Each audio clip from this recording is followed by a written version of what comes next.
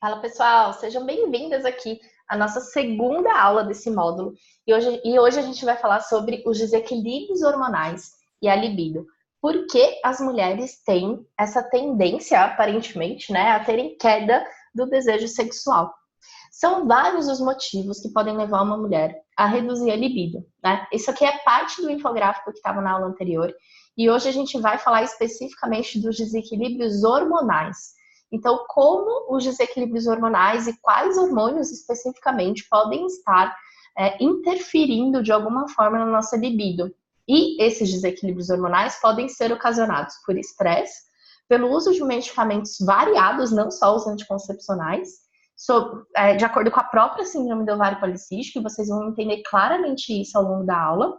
Menopausa, os anticoncepcionais, né, que já não é, acho que, segredo para ninguém, e também por desequilíbrios dos hormônios tireoidianos.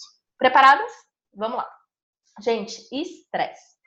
Vamos lá. Quem já ouviu falar alguma vez em cortisol? Os níveis do hormônio cortisol no corpo não são necessariamente constantes. Na realidade, eles variam consideravelmente durante o dia, sendo que costuma apresentar índices mais altos na parte da manhã e normalmente ao longo do dia esses índices vão diminuindo. Se for, por exemplo, se você for uma pessoa de hábitos mais noturnos ou uma pessoa que trabalha durante a noite, esses números eles se alternam e você provavelmente vai apresentar maiores níveis e índices de cortisol durante a noite e menores índices durante o dia. A sua quantidade, né, no corpo se altera também de acordo com a quantidade da serotonina, que é um hormônio ligado à sensação de bem-estar.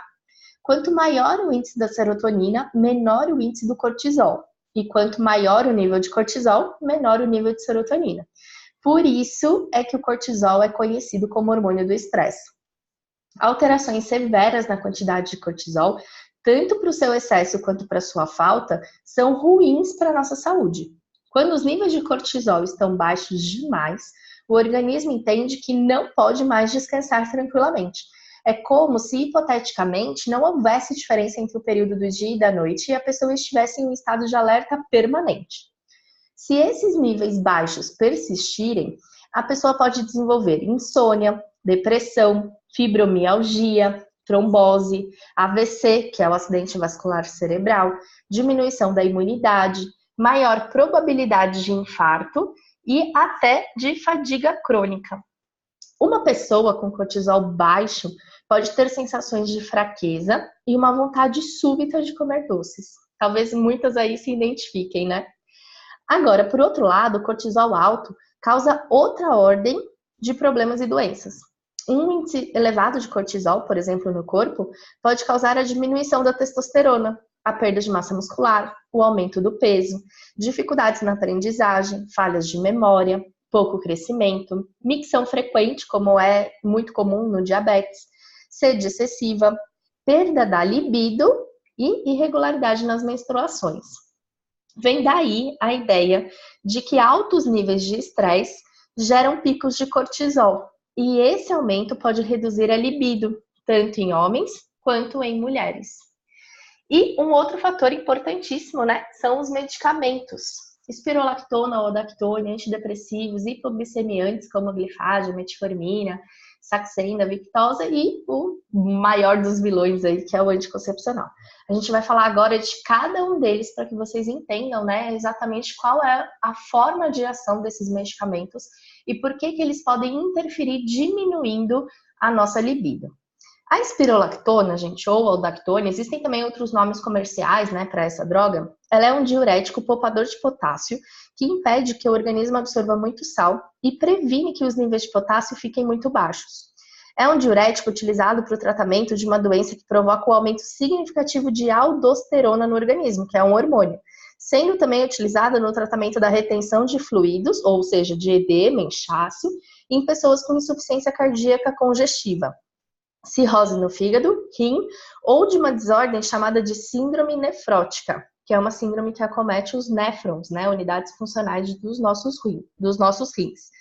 A espirolactona também é utilizada para tratar ou prevenir hipokaliemia, que é uma doença caracterizada por níveis baixos de potássio no sangue, onde a pessoa sente muita cãibra, tem muita dificuldade na contração e relaxamento muscular.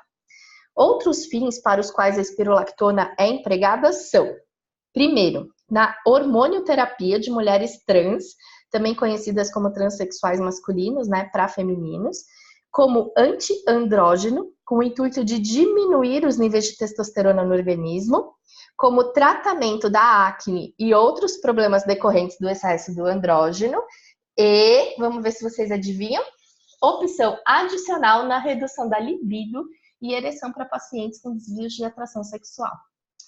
Ou seja, ela atua diretamente na diminuição da nossa libido, mesmo sendo um remédio aparentemente inofensivo, né? Que atua ali somente, entre aspas, como um diurético. Outros antihipertensivos também podem causar queda da libido, como furosemida, hidroclorotiazida e indapamida. Nesse caso, a diminuição acontece por uma menor irrigação de sangue nos órgãos genitais, tanto de homens quanto de mulheres. Tá? Lembrando, gente, que tanto a espirulactona, o Dactone, a hidroclorotiazida e outros medicamentos, né, que tem como principal objetivo a redução da pressão arterial e a diminuição de edema, retenção de líquido, etc., não são medicamentos voltados ao tratamento da SOP. Tá? Mulheres que usam esses medicamentos normalmente usam porque um dos efeitos colaterais da espirulactona e do Dactone, além da queda de libido e esses outros que eu falei aqui, é justamente a diminuição dos receptores de testosterona no nosso, né, couro cabeludo. E isso faz o cabelo parar de cair e também desempenha uma melhora da pele. Só que, gente, isso é um efeito colateral da medicação. Parou o medicamento, o efeito colateral vai diminuir e, em algum momento, vai ser suspenso. E aí, quando isso acontecer, os sintomas vão voltar, tá? Eles não são medicamentos que atuam melhorando o nosso quadro hormonal ou a nossa produção hormonal. Antidepressivos. Eles aumentam os níveis de serotonina, que é o hormônio do prazer, e que aumenta o bem-estar, mas que diminui o desejo, a ejaculação e o orgasmo. Como isso acontece? Os caminhos do desejo sexual envolvem a serotonina, mas também químicos como a dopamina e a norepinefrina. A dopamina está associada à paixão intensa e à excitação do amor romântico, enquanto a norepinefrina, embora tenha um nome bem feinho, está associada à tensão elevada e à motivação do desejo. Remédios que aumentam a quantidade de serotonina no cérebro, como os antidepressivos, acabam reduzindo o desejo sexual, pois diminuem a capacidade de ativação da dopamina e da norepinefrina. Então, embora eles atuem diminuindo a sensação depressiva que as pessoas sentem, eles não vão atuar aumentando ou melhorando o desejo sexual. Pelo contrário, eles vão ter um aspecto negativo nesse sentido. Surpresa para muita gente, tem aí também os hipoglicemiantes, né? Um estudo realizado pela Universidade da Califórnia, em São Francisco, constatou que as mulheres de meia idade com diabetes possuem níveis menores de desejo, satisfação e frequência sexual. Essa pesquisa ela abordou 2.270 mulheres entre 40 e 80 anos e comprovou que 60% das pacientes que utilizavam hipoglicemiantes no tratamento relataram ter baixo desejo. Com relação à satisfação sexual, também não foi diferente. A maior porcentagem encontrada de pessoas com menor satisfação, que foi de 27%, foi de mulheres que usavam medicamentos de controle da insulina. Analisando os dados, a gente pode dizer que fica comprovada a relação do uso dessas substâncias, né? 22% das pessoas que não se tratavam com medicamento e 17%, que foi a menor taxa dos pacientes que não possuíam a doença, relataram uma satisfação baixa.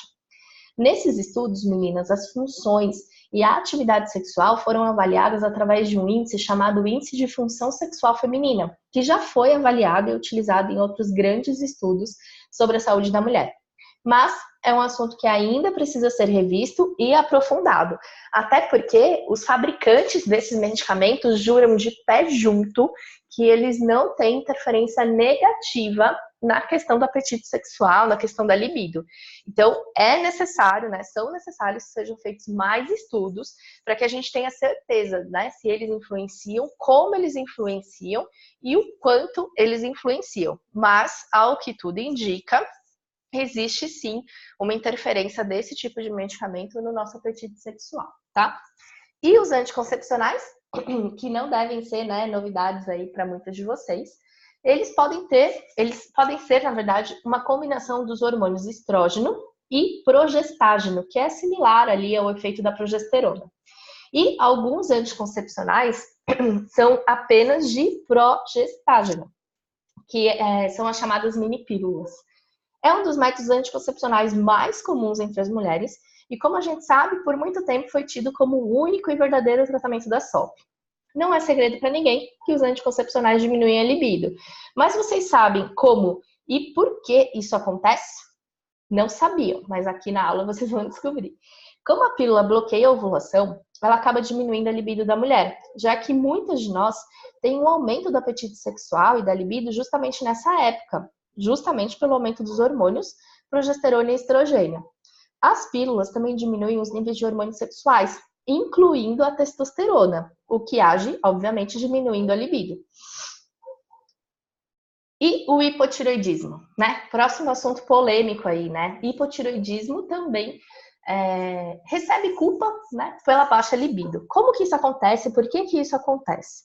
O hipotireoidismo ele é responsável por alterar os níveis de estrógeno e testosterona no corpo da mulher, sendo que a testosterona é produzida pelos ovários e ligada diretamente ao desejo sexual, como a gente tem falado aqui desde o início da aula. Na maioria das vezes, quando a mulher apresenta hipotireoidismo, apresenta um desequilíbrio nessa produção, e esse desequilíbrio é o responsável por causar um certo desinteresse pelo sexo, pois inibe a excitação e dificulta o orgasmo. O hipotireoidismo também faz diminuir o desempenho e a libido da mulher por interferir na vascularização ao redor do clitóris, contribuindo com a diminuição dos impulsos nervosos que determinam a sensação de prazer. Gente, sem desejo e sem prazer, não há por que manter relação sexual nem procurar por ela, né? Então fica muito óbvio o porquê esse hipotireoidismo pode interferir negativamente na nossa libido. Lembrando que o hipotireoidismo, depois de tratado, ele consegue ser, teoricamente, revertido, né? Usando as dosagens corretas dos medicamentos, essa baixa libido ocasionada pelo hipotireoidismo também vai cessar. E existe um outro ponto também importante para a gente falar sobre o hipotireoidismo, que é a questão do aumento da prolactina. A prolactina, gente, é um hormônio produzido pela hipófise que estimula a produção de leite materno. Quando está em grande quantidade, a gente chama, né, essa situação, esse quadro, de hiperprolactemia. Essa situação ela pode ser causada pelo hipotireoidismo, como também por alguns tumores na hipófise. Também pode ser causada por remédios para depressão, remédios para gastrite, entre outras situações. E quando acontece a hiperprolactemia, temos como um dos sintomas a queda da libido. A prolactina, ela é antagonista da testosterona. Então, se a paciente tem níveis baixos de testosterona, vai ter, consequentemente, maiores chances de apresentar prolactina alta, porque um regula o outro, certo? Então, é importante a gente também monitorar, também conhecer, né, os hormônios da nossa tireoide e, quando necessário, fazer o tratamento para que eles sejam, então, regulados. Menopausa, né? Não é o caso de nenhuma de vocês, provavelmente, mas é importante falar porque em algum momento a gente vai chegar lá. E na menopausa, como fica a libido, né? A chegada da menopausa, que geralmente é entre 48 e 50 anos, se caracteriza por uma queda brusca dos níveis de estrogênio no organismo feminino. Produzido pelos ovários, esse hormônio é responsável pela elasticidade e lubrificação da vagina. A intensidade dos sintomas da menopausa não é igual para todas as mulheres.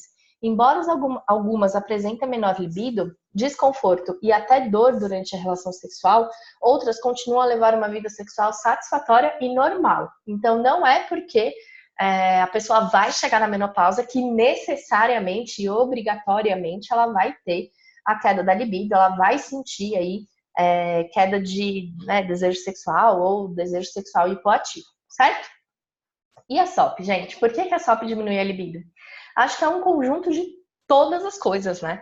A síndrome do ovário policístico, além de ser marcada por disfunções hormonais, e como a gente viu aqui nessa aula, várias delas estão presentes na mulher com SOP, a gente ainda acaba utilizando de forma não tão correta assim, mas por indicação médica, remédios que favorecem a diminuição da libido.